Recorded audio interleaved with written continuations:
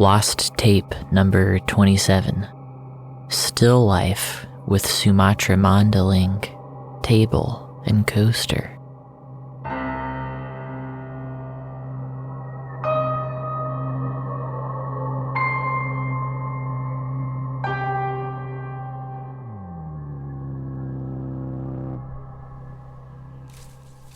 It's day 84 of my tour in the Great Chameleon War, and I've found a coffee mug on a table in the middle of a field. The mug is not of the novelty variety. No thermal designs that appear on its surface when hot liquid is poured inside. It's not shaped like a tiger or an alien, and it has no logo, words, or pictures on its ceramic finish. The coffee mug is plain white. Has a square handle, meant for picking up the mug, so as not to burn your fingers when the drink inside is steaming, like it is now. The table is wood, legs set in the grass. A turquoise epoxy streak runs down the center of the tabletop, along its curve of wood grain. One of those you see all over DIY internet videos and boutique shops in the revamped industrial zones of big cities. Rustic, chic, furniture your mother yells at you for if you place a drink on its surface without a coaster, which the coffee mug does in fact have beneath it.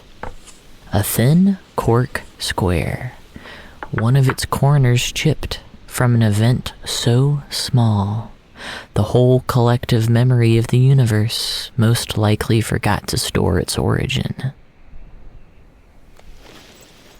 There's one chair pulled out at the table's side, and I take a seat, prop my elbow up.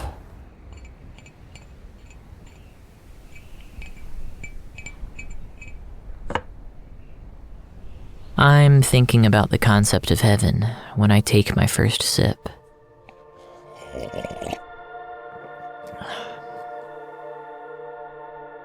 If heaven exists, it's big, and time whirls infinitely across its boundary.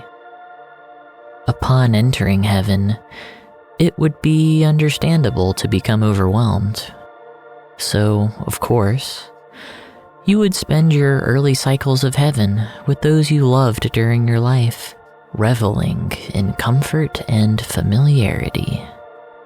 Even if you died decades apart on the material plane, it's likely they'd arrive at the same time as you at heaven's entrance pit. Such is the nature and duration of our lifetimes compared against the infinite. You would explore jungles that span whole planetary systems, navigating vines that reach through space and orbit to ensnare moons and asteroid belts in great verdant crowns. You'd take long walks on a deserted beach, silver sand pouring out of statues with permanent sunsets reflecting off their polished, multi-mouthed faces. You'd hold hands with the eternal love of your life and feel their warmth spread through every conscious pathway your imagination was capable of conjuring. But forever is a long time, and eventually your hands would separate. You would walk around a marble column in a museum of inexplicable machinery, and your love would wander down a separate corridor. You would watch them go on their way while you went on your own, and before you knew it, you would be separated for what felt like 100,000 years.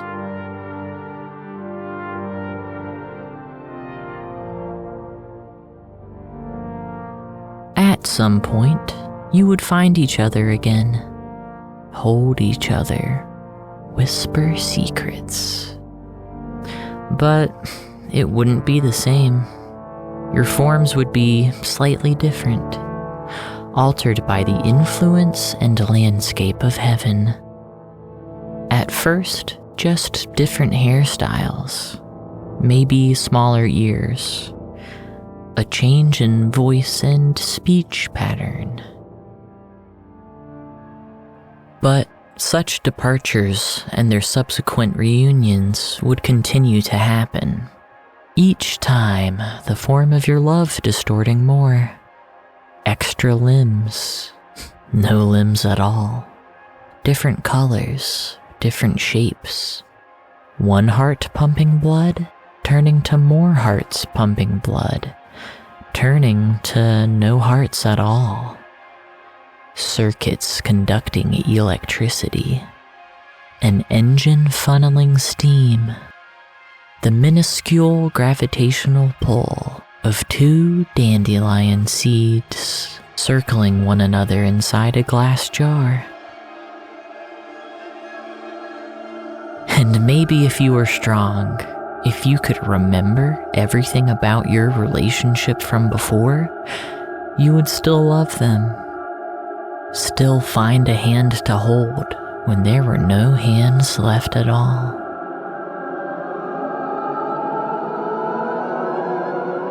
Finally, though, at the end of all love's comprehension, after billions of cycles and expedition across that great faceless clock, you would find them again, completely unrecognizable. You wouldn't even know they were there at all. You'd walk to the top of a green hill and find a table, a coffee mug, not knowing that this was your wife, your husband, your best and only friend, a thinking thing with blood that once stood as the fulcrum of all meaning for you. You would drink the coffee, savor in its randomness, flip the plain cork coaster over, thinking there might be a message hidden on its underside. But there won't be, just the chipped corner, which either means nothing or means everything. If there's any understanding to be found, any last message of hope or loss or longing, it will come from walking away from the table. Its pretty blue streak of polymer resin glinting like a long-forgotten river in the sun.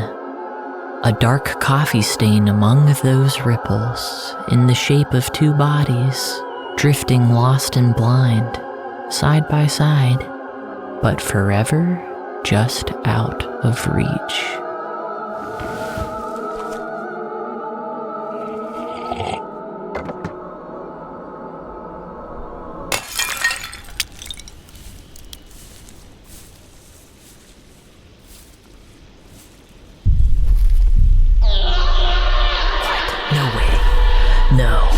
No way.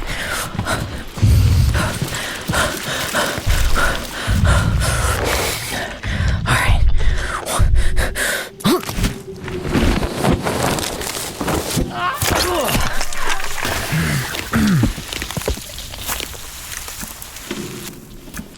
Get in here.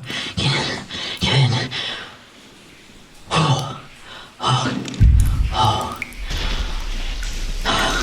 Oh, this is okay. Okay, it's a cave. This is good. Oh, okay. Oh, the fuck is that blue glow though? Shh. We can share the hole. Just keep it down. Get off of me. Get off of me.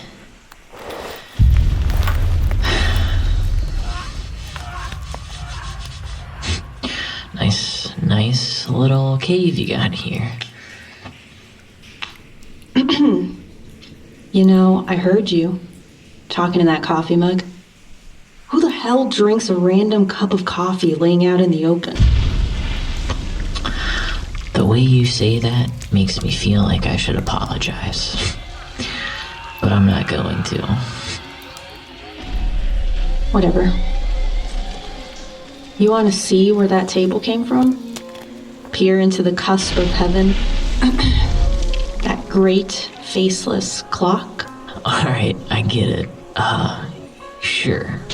Just go ahead and show me, you big weirdo. Okay.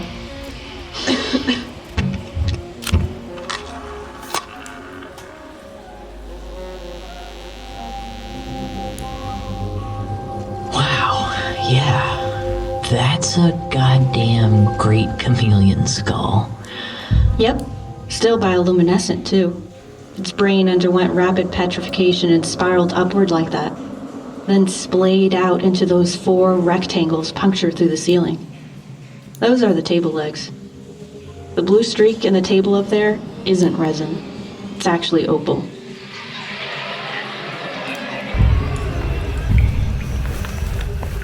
Has anyone ever told you you're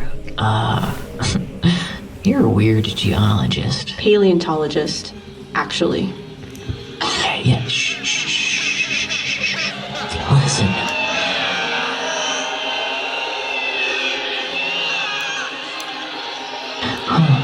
It's crying.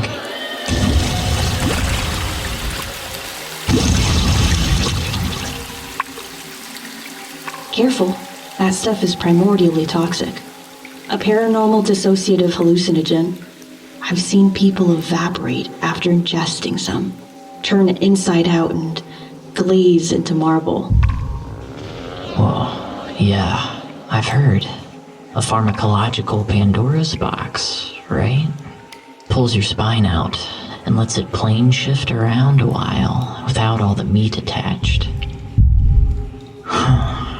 I want to try it. So, you want me to babysit you? No, you don't have to do that. Just observe. Be a good scientist. Take some notes. Maybe sing me a lullaby if it looks like I'm being colonized by repressed intrauterine memories from my subconscious.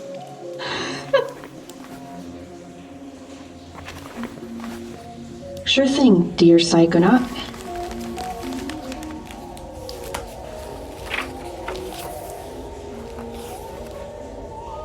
April 10th, 2020. Subject, Coffee Cup Smasher number 24. You may proceed with oral administration. Sweet dreams.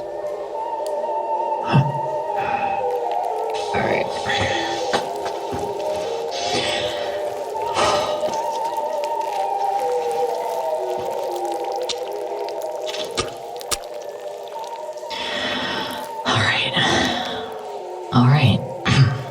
Alright.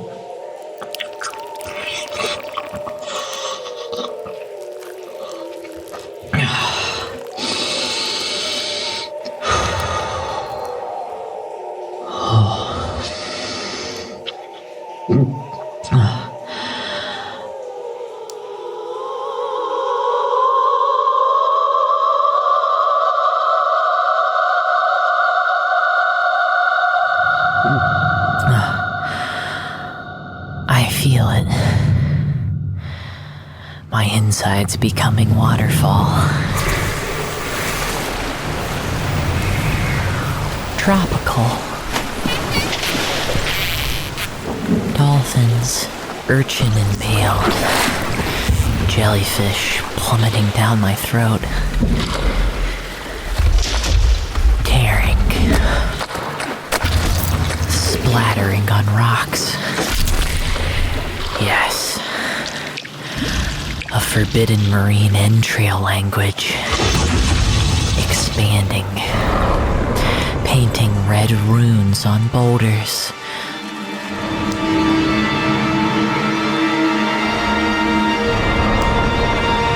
Darkness sheds its rough pelt. Cave dirt ripples to golden sand. Cerulean sky hews earthen walls. In my hands, My hands are shrinking. My vertebra contracting. Close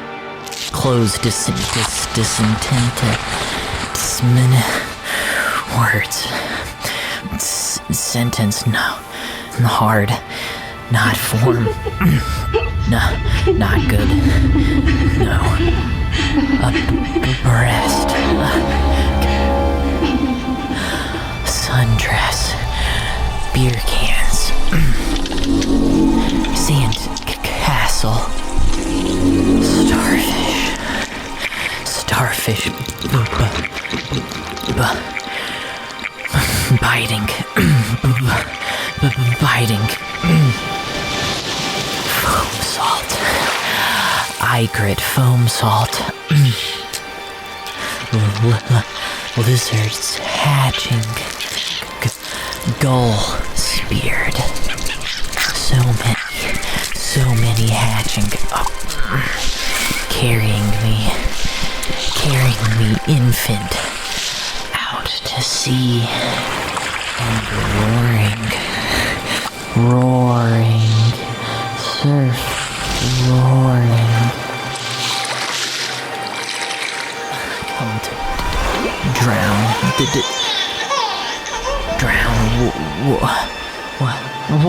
wet.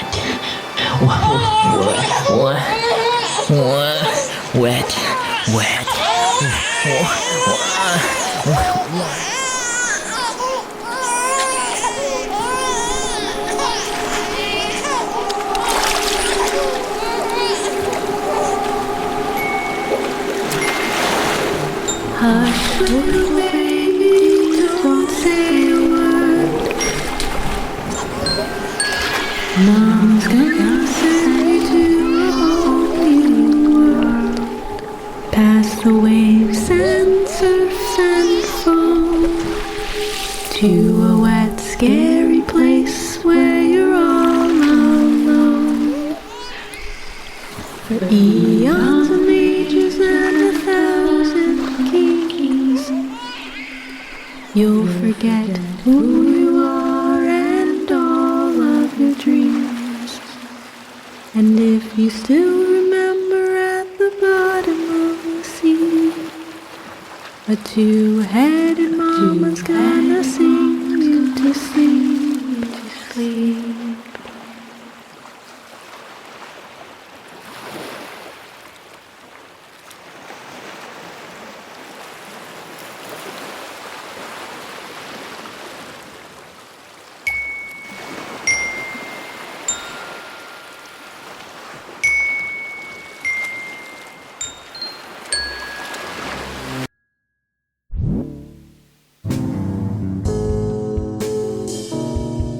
Thank you for sharing in the first part of my weird LSD lizard fever dream.